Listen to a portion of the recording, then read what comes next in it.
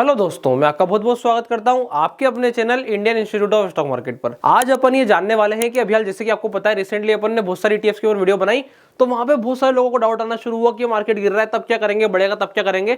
तो मैंने ये सोचा कि जैसे जैसे मार्केट रिएक्ट करते चले जाएगा उसके ऊपर आने वाले समय में वीडियो बनाते चले जाऊंगा कि कैसे आप लोगों को उसके अकॉर्डिंग रिएक्ट करना है। अभी क्या हुआ, रिसेंटली बजट में हमें एकदम से क्या देखने को मिला कि जो कस्टम ड्यूटी गोल्ड पर लगती थी उसको घटा दिया गया है। जैसे ही उसको घटाया अपने इंडियन मार्केट में गोल्ड फॉल हुआ, गोल्ड के फॉल होने के साथ साथ सिल्वर को भी हमें फॉल देखने को मिला। अभी जो एक्सट्रीम फॉल आया है, सबसे पहले आपको दो चीज आइडेंटिफाई करनी है, क्या इंटरनेशनल भी फॉल आया है। अगर इंटरनेशनल भी फॉल आया है तो आप समझ जाओ कि यहां पर थोड़ा सा रिस्की मामला हो सकता है पैसा लगाना। पर इंटरनेशनल नहीं गिरा है और सिर्फ अपना इंडियन मार्केट गिरा है, तो ये क्या दर्शाता है? ये दर्शाता है कि जैसे ही इंटरनेशनल मार्केट वापस से रिकवरी करेगा या नया हाई बनाएगा, आपका मार्केट घूम के वापस से उसी रेंज पर पहुंचने का प्रयास करेगा। तो सिंपल सीधा सा कॉन्सेप्ट है, इसमें डरने वाली कोई बात नहीं है। सबसे पहले हम कर लेते हैं कि हमने क्या किया, हम हमारी बात करेंगे, फिर आप लोगों को अपने हिसाब से डिसीजन लेना।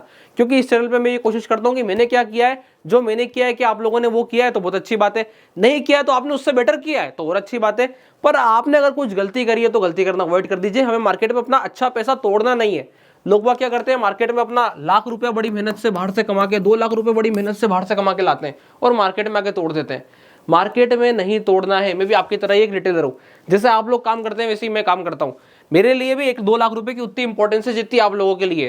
तो ये 2 लाख रुपए में से अगर 20,000 रुपए भी जाएगा ना तो मुझे लगेगा अरे यार क्यों जा रहा है यार, ये बहुत मेहनत से आया है। तो ठीक उसी प्रकार से अगर हमने किसी चीज में पैसा लगाया है, जब चीज ऐसे चल रही थी और हमने यहाँ पैसा लगाया, अब वो चीज ऐसे हुई है, तो हमें ये जानना है, यहाँ पर हम इस चीज में इच्छुक है जानने के लिए कि क्या हमें यहाँ पर पैसा लगाना चाहिए, क्या ये जगह पैसा लगाने की ठीक है। यहां पर ये बात आ जाती है अब कि हमारा रूल क्या था। तो रूल हमारा सिंपल था, हमने ये प्लानिंग करी थी कि जब भी हम इन्वेस्टमेंट करते थे, हमने हमारा जो वेटेज बना रखा था वो बना रखा था कि हम 2 सेगमेंट से काम करते थे, वेल्थ और स्विंग। ये 2 कॉन्सेप्ट से काम करते थे। जब हमने सिल्वर और गोल्ड की बात करी थी तो हमारा हमेशा मोटिव जो था वो वेल्थ था। क्यों वेल्थ था? वेल्थ इसलिए था क्योंकि गोल्ड और सिल्वर एक रेंज बाउंड होने के बाद ऊपर में शिफ्ट होते हैं या बहुत थोड़ा बहुत नीचे आते हैं और वापस से लॉन्ग टर्म ग्रोथ उनकी कहां की तरफ होती है, ऊपर की तरफ होती है। ये कब हेल्प करेंगे, अभी मैं आपको थोड़ी देर में बताऊंगा कि गोल्ड सिल्वर आपकी हेल्प करेंगे कब। पर अभी आप देखिए, मेरा मोटिव यहाँ पे वेल्थ का था। अब जब मेरा मोटिव वेल्थ का था तो प्राइस नीचे गिरने पे फिर मेरे को पैनिक होना चाहिए क्या नहीं होना चाहिए? क्योंकि मैं कोई ऐसे स्टॉक में नहीं हूं जो नीचे घुस रहा है। मैंने कोई यस बैंक में एवरेजिंग करने नहीं जा रहा हूं, मैं यहाँ पर कोई अडानी में एवरेजिंग करने नहीं जा रहा हूं कि बैड न्यूज आई और मैं नीचे जा रहा हूं। नहीं, कोई बैड न्यूज है क्या? नहीं है। क्या ऐसा बोल दिया गया है कि सिल्वर अब से जो है प्रीशियस मेटल में कंसिडर नहीं होगा? ऐसा बिल्कुल भी नहीं है। क्या ऐसा बोल दिया गया है कि सिल्वर जो है बुलियन में नहीं आता है? नहीं, बिल्कुल आता है, it is a Boolean metal. तो फिर दिक्कत क्या है? कुछ दिक्कत नहीं हुई है, नॉर्मल है, सिंपल सीधा सा फॉल है, नॉर्मल करेक्शन है जो इंडियन मार्केट में आया है। इसका मतलब चीज ये निकल के आती है कि आप जितना खरीद सको उतना कम है। सिंपल सीधा सा कॉन्सेप्ट आ गया। जब सारी चीजें वही की वही है, एक मेजर फॉल हमें देखने को मिला है, तो कंडीशन क्या बनी कि आप जितना खरीदो उतना कम है। अब असली में जाके खरीदूंगा तो कम से कम जो है मेरे को ½ kg जो है यहाँ पे सिल्वर लेनी पड़ेगी या फिर 1 kg सिल्वर लेनी पड़ेगी। अब हर किसी के पास 80,000, 81,000, 77,000 जो रेट चल रहा है सिल्वर का, उतना पैसा नहीं है। तो वो क्या करेगा? इसलिए वो यहां पर आता है, इस पर काम करता है और कोशिश करता है कि आने वाले समय में 1 किलो चांदी का 10 किलो चांदी लूंगा, पर थोड़ा थोड़ा करके। तो क्या ये सही मौका आ चुका है थोड़ा थोड़ा करके चांदी लेने का? जी हाँ, बिल्कुल। अगर आप अपने रूल पे स्टिक हो तो आपका रूल क्या था? मैंने अपने लिए जो रूल बनाया था वो ये बनाया था कि अगर 1% ETF मेरा नीचे जाएगा तो मैं 1,000 रुपए का खरीदूंगा। ये मेरा अपना रूल था, आपका अपना हो सकता है। मेरे को धीमा धीमा करके एक्यूमुलेट करना है। जब ज्यादा ड्रास्टिक फॉल आएगा, ज्यादा मेजर फॉल आएगा, तो फिर मैं परसेंटेज रूल बढ़ा दूंगा कि 1% पे 5,000 का खरीदेंगे। पर अभी हाल तो ऐसा कोई रूल है नहीं, अभी ऐसे कोई दिक्कत है नहीं। अब लोग बाग यहाँ पे एक और चीज बोलेंगे, आप कितने सारे ETF खरीदोगे? अरे मैं मेरा बता देता हूँ। आप लोगों को डाउट होगा, मेरा काम है कि आप लोगों को सारे ETF के बारे में नॉलेज हो जाए ताकि आप अपने बेस्ट ETF डिसाइड करो। ऐसा थोड़ी ना है कि सब में खरीदे चले जा रहे हैं, पागलों की तरह कुछ भी खरीदे चले जा रहे हैं। गोल्ड 20, निफ्टी 20, बैंक 20, प्राइवेट 20 और सिल्वर 20, ये मेजर है। अब ध्यान से सुनना, अगर मैं बैंक 20 खरीद रहा हूं तो मैं प्राइवेट को टच नहीं करूंगा। भाई एक ही जगह में थोड़ी ना पैसा लगाऊंगा, तो मैं बैंक 20 नहीं लेता, मैं प्राइवेट लेता हूं। क्लियर? ध्यान से सुनना बाप। अगर निफ्टी 20 ले रहा हूं तो फिर मैं निफ्टी 20 से रिलेटेड जो निफ्टी 20 के मेजर इंडेक्सेस को होल्ड करते हैं उनको नहीं ले सकता। ध्यान देने वाली बात है। इसलिए निफ्टी 20 कितना लेता हूं? बहुत थोड़ा थोड़ा एक्यूमुलेट करता हूं, क्योंकि मुझे पता है कि इसको मुझे हमेशा खरीदना है। जब तक मेजर बड़ा फॉल नहीं आएगा तब तक मैं नहीं खरीदूंगा। तो यहां पर रूल बहुत ही सिंपल है कि जब निफ्टी 20 5 पॉइंट से गिरता है, यहां पे मैं पॉइंट रखता हूं, तब मैं यहां पर 3,000 रुपए डालता हूं। इसके अलावा मुझे इसके पहले खरीदी नहीं करना है। वो चल रहा है वो ठीक है, 5 पॉइंट के आसपास गिरेगा तो 3,000 रुपए डालूंगा, नहीं तो नहीं डालना है। जैसे कि 278 था, 278 से गिर करके कहां पहुंच गया, बोले 267 पहुंच गया। तो अपन ने क्या करा, बोले 6000 रुपए डाल दिए, खत्म। इसके अलावा ज्यादा सोचने की जरूरत ही नहीं है। अब ज्यादा फंड है तो 10 डाल दो, कम फंड है तो 6 के आसपास आपने डाल ही रखा है। रूल से आप खरीदी कर रहे हो, यहाँ पे पॉइंट वाला रूल लगा लो या फिर आप जो है परसेंटेज वाला रूल लगा के अकॉर्डिंगली एक्ट करो। अब बात आ गई गोल्ड बीज और सिल्वर बीज दोनों है, तो दोनों में से किसी एक को ज्यादा प्रायोरिटी देनी पड़ेगी। क्लियर कट बात है। मैंने जो है गोल्ड को ज्यादा प्रायोरिटी दे रखी है। इसका मतलब सिल्वर बीज में हमेशा नहीं खरीदता, जब ड्रास्टिक फॉल आते हैं तभी खरीदता हूं, अदरवाइज सिल्वर बीज नहीं खरीदता। क्लियर। अब ऐसे में मेरे पास कितने ETF हो गए, अब ध्यान से देखोगे तो प्राइवेट आ गया, उसके बाद थोड़ा बहुत निफ्टी बीज है और गोल्ड बीज है। अब आगे देखना, अब इसके बाद जो है मैं लेके आया, तो जी हाँ बिल्कुल ये बिल्कुल है, ये लेना ही लेना है। मुझे पता है कि यहाँ पर मोमेंटम होगा, जहां पे मोमेंटम होगा, जहां पे ज्यादा रिटर्न आएगा, जहां पे ज्यादा रिस्क एसोसिएट है, ज्यादा रिटर्न है, वहां पे तो काम करना ही है, क्योंकि मैं ETF में हूं, ज्यादा रिस्क ले सकता हूं। इसके बाद इंटरनेशनल जाना है। इंटरनेशनल में मैंने देखा US और चाइना में कंपैरिजन किया, चाइना भी नीचे, तो मेरे पास क्लियर कट इंडिकेशन हो गया है कि कैसे फंड को मैंने प्रॉपर्ली डिस्ट्रीब्यूट कर रखा है ETF में। इसके अलावा अगर आप और पूछोगे कि और क्या क्या है, क्या क्या चीजें, क्या क्या नहीं है, तो CPSE ETF जो है कहा जाता है, थोड़ा बहुत CPSE, और इसके बाद जो है स्टॉक्स हैं। अब स्टॉक्स में बहुत सारे स्टॉक्स हो सकते हैं, जैसे कि जो नीचे पे हैं, जिनमें लग रहा है मोमेंटम होगा, जिनमें स्विंग की अपॉर्चुनिटी, तो स्विंग के तो फिर बहुत सारे स्टॉक होते ही हैं, तो उन सबके मैं नेम डिस्कस नहीं करना चाहता। ये आप लोगों को भी पता है कि मैं जब स्विंग की स्पेसिफिक वीडियो बनाता हूं तो आप लोगों के लिए वाले नेम लेकर के आता हूं। अभी हाल मेरी कोशिश क्या आएगी कि अपन ETF फोकस्ड चल रहे हैं तो ETF फोकस चले। इतना अगर क्लियर हो चुका है तो आप लोगों को समझ में आ गया होगा कि सारी ETF जो मैं बता रहा हूं, यहाँ पे आप पूछोगे मोन 100 तो नहीं है, मोन 100 बेच चुके, एक बार खरीदे थे नीचे से, कब, हमारी बाइंग 92, 95, 98, जब मोन 100 बिल्कुल अपने बॉटम पर था तब की बाइंग है। वहां से प्राइस घूम करके 145, 140, 145 के लेवल तक पहुंच चुकी थी, तो एक बार को खाली करने को बनता है। तो मैंने आप लोगों को क्या बताया कि खाली करने का विषय क्या है, यहाँ पे मोर देन 50% पे खाली किया है, मोर देन 50%।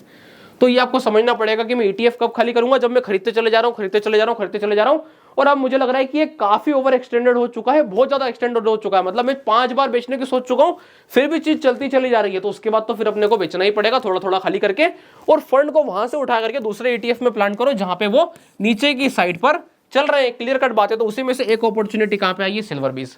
फटाफट चलेंगे सिल्वर बीज के चार्ट पे, फिर क्यों सिल्वर बीज और गोल्ड बीज जरूरी है आपको ये भी पता चल जाएगा। अब ये जो है मैं यहाँ पे सिल्वर बीज के चार्ट पे आ गया हूं। ध्यान से अगर आप देखोगे तो आपको एक चीज नजर आएगी, वो है मेजर करेक्शन जो मैं आपको बता रहा हूं। ये जो मेजर करेक्शन है ये अच्छा खासा करेक्शन है। प्राइस कहां पहुंच गई थी, प्राइस आपकी रेंज बाउंड ट्रेड कर रही थी 90 रुपीज के आसपास, 88 रुपीज के आसपास। यहां से प्राइस मुझे मिल रही है 72 के रेट पर। तो ये जो परसेंटेज वाइज फॉल है, पहले तो ये परसेंटेज चेक करो आप, कि आप अगर परसेंटेज चेक करोगे तो क्या परसेंटेज यहाँ पे निकल करके आ रहा है। मैं ये मान के चलता हूँ कि मैं इस वाली जगह का नेट बायर हूँ। ये जब पहली बार फॉल आया था तो यहाँ पे आदमी ने पहली बार एंट्री करना शुरू करी थी। ध्यान से देखो आप, यहाँ आदमी ने पहली बार एंट्री करना शुरू करी थी। यहां से अगर मैं यहाँ तक का अभी तक के क्लोज का फॉल देखूं तो ये जो निकल करके आता है ये नियरली 9% निकल करके आता है।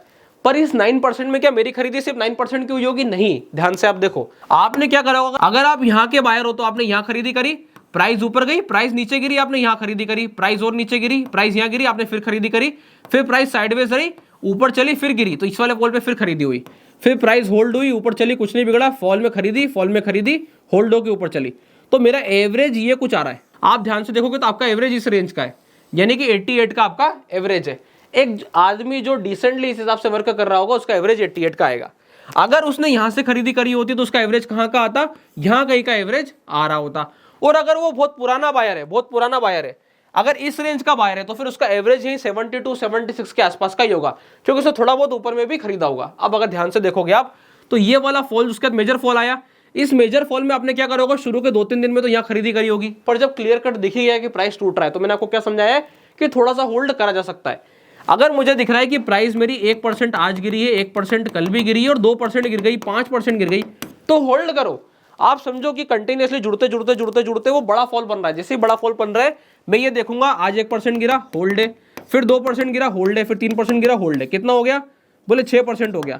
अब 6% के हिसाब से मेरा रूल आता था 1% पे 1000, तो 6% पे 6000, सीधे नीचे जाके एक बार में 6000 रुपए डाल दिया।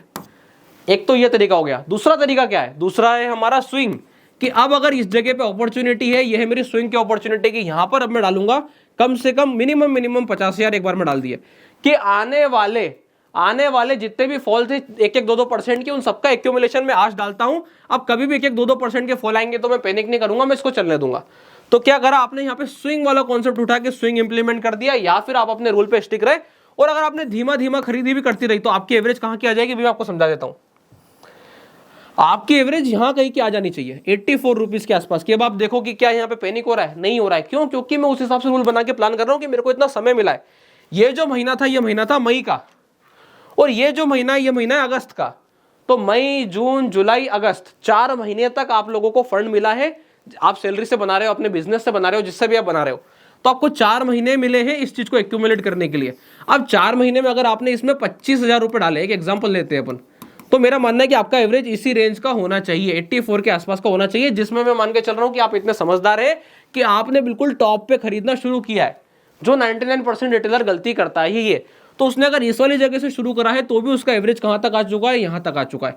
और जिसने बीच में अपना रूल को तोड़ दिया, जिसने रूल नहीं लगाया, उसके पास अपॉर्चुनिटी है वो और नीचे खरीद करके पुराने सारे दिनों का पैसा अगर यहां डालेगा तो क्या बना देगा, वो स्विंग के लिए एक अच्छा ट्रेड बना देगा। बस इतना सा कॉन्सेप्ट होता है। अब यहां से क्या कंडीशन बनेगी, अब ध्यान से देखते हैं। इसको आइडेंटिफाई करने के लिए आपको एक बार इंटरनेशनल सिल्वर को देख लेना चाहिए। इंटरनेशनल सिल्वर के लिए अपन क्या डालेंगे, XAGUSD।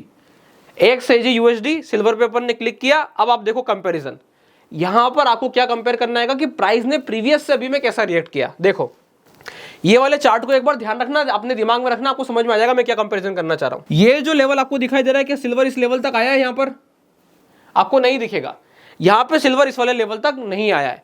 फिर दूसरा ये वाला जो है ये मैक्सिमम हाई गया था और ये इसके ऊपर ज्यादा नहीं चला था, यहां पर ये ज्यादा शार्प मूव नहीं आया था और यहां पर ज्यादा फॉल नहीं है। क्लियर कट हो गया। यहां पे आपने सिल्वर का ग्राफ देख लिया है। अब अपन वापस से चल रहे हैं अपने वाले पे, ध्यान से देखना। अब देखो सिल्वर बीज यहां पर इस वाले लेवल के नीचे निकल चुका है, वहां पर नहीं निकल रहा था। यहां पर इतनी एक्सट्रीम सेलिंग हुई है जिससे हम कहते हैं पैनिक सेलिंग, कि यहां पर प्राइस नीचे तक जाकर के आई है। तो कोई अगर उस दिन इस वाली प्राइस को कंपेयर कर रहा होता तो उसको ये पता था कि ये जो अपॉर्चुनिटी है ये एक्सिस बाइंग की है, यहां पे बाइंग बनती है। तो ये था एक मजेदार कॉन्सेप्ट जहां पर आपको ये पता चला कि इंटरनेशनल सिल्वर में इतना फॉल नहीं है जितना अपने मार्केट में, और वो भी बीज में, जिसको मैं लाइफ टाइम होल्ड कर सकता हूं, तो कोई दिक्कत है ही नहीं। तो यहां से ये सिनेरियो निकल करके आता है कि अगर प्राइस इसी हिसाब से कंटिन्यूस मूव कर सकती है और वापस से अगर 88 के लेवल पे आएगी तो मुझे एक बार फिर से अपने पुराने प्रीवियस भाव से ऊपर देखने को मिलेगा। माइनस आपके पोर्टफोलियो में दिख सकता है, पर वो क्या माइनस सही का है वो हमारी समझदारी है।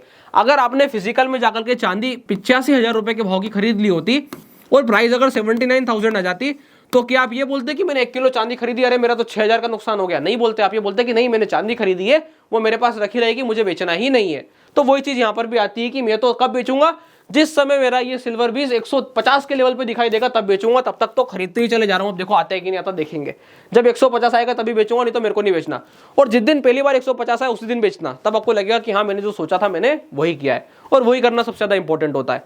तो सिल्वर बीज के लिए मैं यही देखता हूं। बाकी अपन आगे की पोजीशन देखेंगे कि क्या बनेगी, कैसे कंडीशन बनेगी, उसके अकॉर्डिंग आप लोगों को रिएक्ट करते चले जाना है। रूल को नहीं भूलना है, पैनिक नहीं करना है। अगर आपके पास जेब में 25,000 रुपए है और आप आकर के 2.5 लाख का खरीदने जाओगे तो मैं खुद बोलूंगा कि आपके काम लगने वाले हैं, बहुत तगड़े चाटे पड़ेंगे, क्योंकि आपने अपने ओवर से ज्यादा का काम किया है। ये चीज ध्यान रखना। मैं हमेशा सजेस्ट करता हूं, आपके पास 25,000 रुपए, आप आके मात्र 5,000 का खरीदो। आपके पेट में क्या, आपके नाखून में भी नहीं दुखेगा। तो उस हिसाब से काम करो, जितने से कमा सकते हैं उतने से कमाने जाएंगे। रिटेलर की थॉट प्रोसेस से बात कर रहे हैं, टेंशन वाली कोई बात नहीं है। जो चीज नीचे आएगी उसका काम है नीचे आना, मार्केट का काम है नीचे आना, और मार्केट का काम है वापस से घूम के बहुत ऊपर जाना। तो उसकी टेंशन बिल्कुल भी हमें नहीं करनी है। हमें हमारे रूल पे स्टिक रहना है और रूल के हिसाब से वर्किंग करते चले जाना है। वीडियो अच्छी लगी हो तो वीडियो को लाइक करें, चैनल को सब्सक्राइब करें, और अगर आप लोगों ने अभी तक अपना डीमैट अकाउंट नहीं खुलवाया है तो डिस्क्रिप्शन के नीचे लिंक मिल जाएगा, आप जाके अपना डीमैट अकाउंट ओपन करा सकते हैं। तब तक के लिए बहुत बहुत धन्यवाद।